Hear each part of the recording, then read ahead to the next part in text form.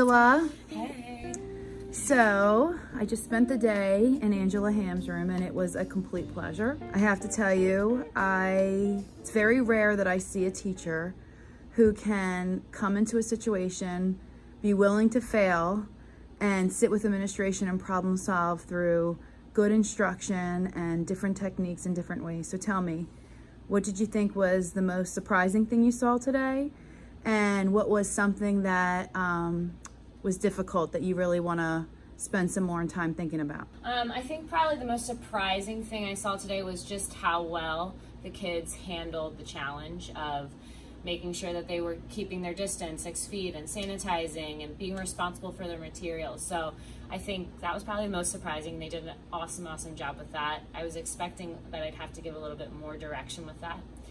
And probably something I want to spend more time on is making sure that my Zoom friends, my Zoomers, feel just as connected to the day as the room friends do. So just making sure I'm offering opportunities to keep both groups engaged throughout the day. I definitely think that, as an administrator, being in here all day with you, I'm going to highly recommend any administrator doing this with teachers really spend the day so that they can see what goes into this, because it's a ton of work. But when you had success, it was like a victory. You had great successes today. Couldn't be prouder of this girl. So tell me, why Avon Grove Charter School? What got you here, and why do you remain being a teacher here? You're an amazing teacher, so why do we get to have you every year choose us? I would say that my favorite thing about this place is just like that family feel. That we have some amazing families and different groups of kids, and it just makes this place really feel like a home. I think like our administration does a good job supporting us, and the people I work with here are just all amazing teachers that want to see kids do the best that they can and really strive to be the best that they can be. So I just love the feel of this place. It has great energy. So obviously I knew your husband before I knew you, and he's one of my favorite people. So tell me a little bit about, and if you don't know, so Mrs. Ham is married to Mr. Ham, who was the principal over at the elementary school at State Road, and he's now the math interventionist. Both of you are special kind of people and just really put your whole heart into the school. So curious how you got together, how you met, and became the dynamic duo. Oh, okay. Dynamic duo. We met out at a restaurant, I'll say. And actually, I was telling her this earlier, we didn't like each other very much when we first met each other. I can't imagine. He's so cute. Yeah, he's a tough-headed one, that one. But yeah, no, we didn't like each other at first, and then we coincidentally saw each other the next day at a Phillies game.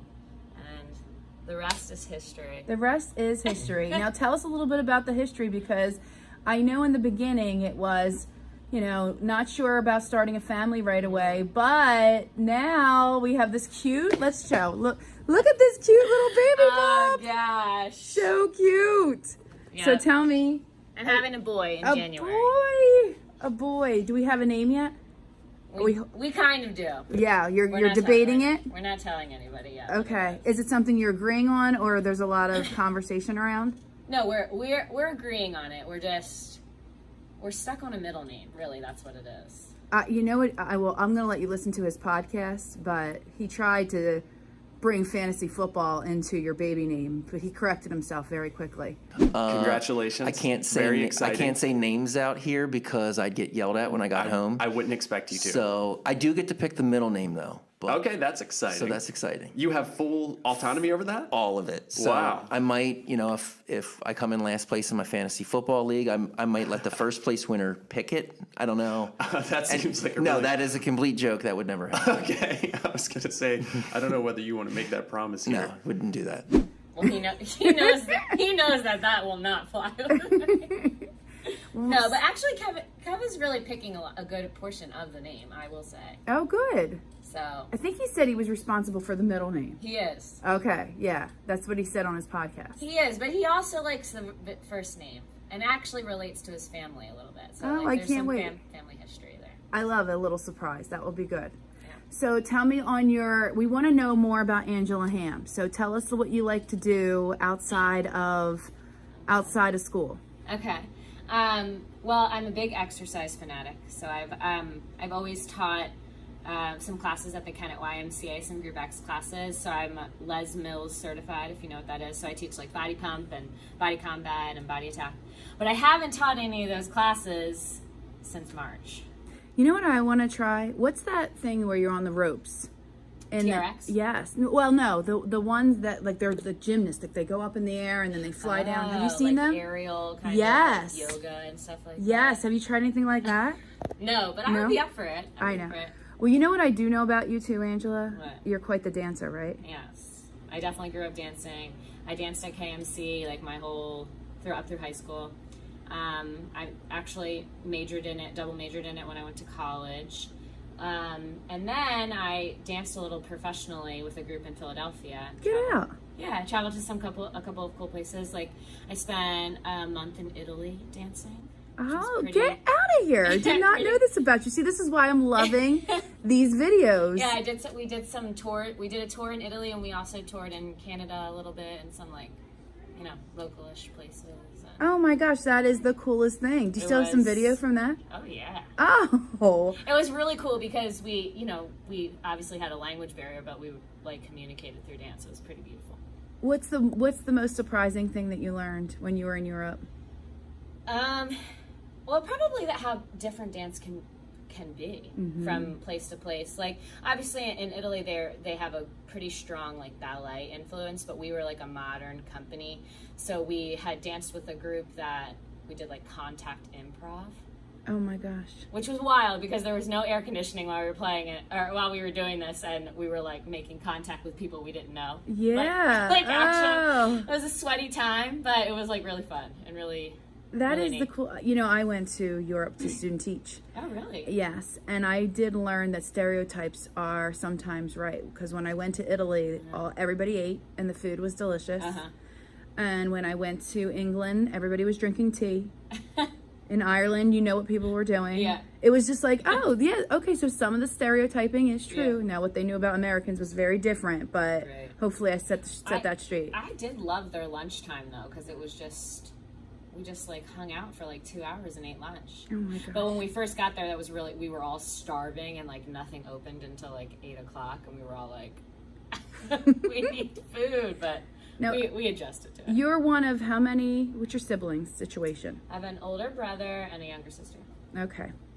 I will say, I know in Mr. Ham's podcast, they talked about raising your little boy in the house he grew up in. So how is it to just jump in and make that your home? Avon Grove. Well, Avon Grove 78. it's cool because we, Kevin grew up there, and it's really special to his parents still, and his family owned, his grandparents own a lot of land in that whole area. So it's neat. We have really great neighbors, and so where our nursery is actually Kevin's childhood bedroom, which is really sweet. When we were painting the shutters and things like that, there was a shutter on the back side. It said Kevin's room. Oh, I love that so much. So you knew where they went back on the house. But yeah, it's special. We made a lot of changes, and his parents were like, "Why didn't we do this years ago?" But we've definitely made it our own. And Now we know Mr. Ham to be very organized and very clean. I know in the podcast you heard he details cars. right. So tell me, how is it to be married to somebody who's extremely detail oriented? Are you Well, it's a blessing and a curse. okay? I get that. So it's really great because honestly, our house is always clean. There is never a day that our house is not clean. Kev will vacuum before he comes to work. I'm not gonna lie to you. And he leaves before me. I kind of love that. But yeah, he'll vacuum all the time. Everything's always clean. We've always got lists of things. I remember when we first started dating, after he would brush his teeth, he would Clorox the sink, and I did not do that. Each time he would brush, he would do that, and he was he couldn't understand why I didn't Clorox this thing every single time. Wait till he has children. I just saw Anthony sink and was like, holy moly, what is happening? Well, it's funny because Kevin's whole family is detail oriented like that. Okay. So All I'm right. hoping that It will rub off. Yeah, but it's also a curse sometimes because, you know, you have days where you come home and you're like... You just don't want to do it. You just don't want to do it. Especially like, pregnant. Yeah. He's like, let's clean the bathroom.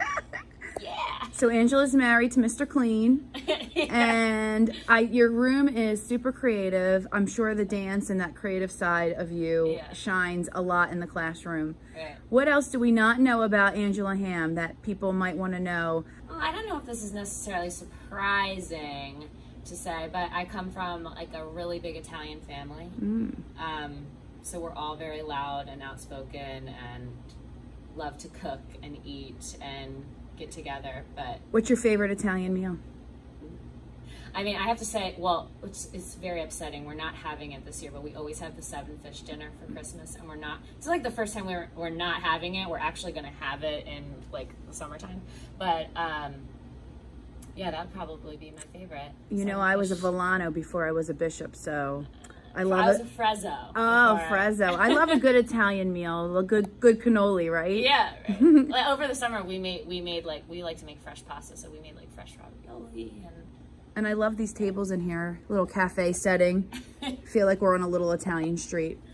Well, thanks for talking to us today, Angela, and thanks for your hard work during this transition to hybrid. She really is an amazing teacher. I'm just happy to get to know her today a little better.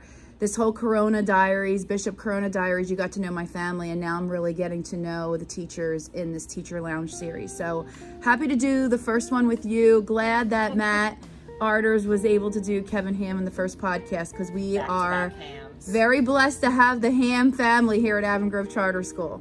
Thanks so much. Yeah.